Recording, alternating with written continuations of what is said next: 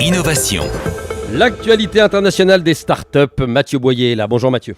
Bonjour Franck. On parle de l'investissement d'NVIDIA dans la startup Passive Logic. Il s'agit de pilotage du bâtiment. Effectivement, Passive Logic est une startup américaine donc fondée en 2016, a annoncé un investissement de 15 millions de dollars par NVIDIA pour un montant total levé par la startup de 80 millions de dollars depuis sa création. Alors Franck, aujourd'hui on va parler de bâtiments et notamment de consommation énergétique parce que ce sont des sujets qui sont centraux aujourd'hui pour les acteurs de la filière. Que propose exactement Passive Logic ? Il propose un Building Management System ou un système de pilotage du bâtiment en français qui est facilement déployable. C'est une solution qui est composée de capteurs pour récupérer les données, de logiciels pour traiter ces données-là et de serveurs pour stocker et interagir avec les différents équipements du bâtiment. En fait, la solution elle permet de modéliser le bâtiment à partir de plans 3D et de comprendre comment est-ce que les systèmes, par exemple un système de ventilation, interagissent dans cet environnement. On va donc avoir une création d'un jumeau numérique par le système de Passive Logic, qui va agréger des données éparses en une seule et même plateforme et permettre aux gestionnaires de bâtiments d'automatiser le pilotage et d'agir en temps réel sur le système complet existant.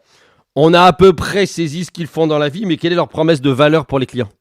En fait, Franck, aujourd'hui, il y a une problématique, c'est qu'il est complexe et coûteux de déployer ce type de système de pilotage automatisé dans les bâtiments existants parce qu'on a des bâtiments et des systèmes qui sont hétérogènes.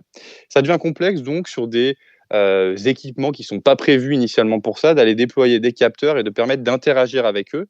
Et donc l'idée, c'est de simplifier le déploiement de ce système-là pour enfin diminuer la consommation énergétique du bâtiment avec un pilotage qui est un peu plus fin et optimisé. Où en est le développement de cette startup ? Ils sont 100 employés aujourd'hui. Ils ont pour objectif de passer à 140 d'ici la fin d'année prochaine.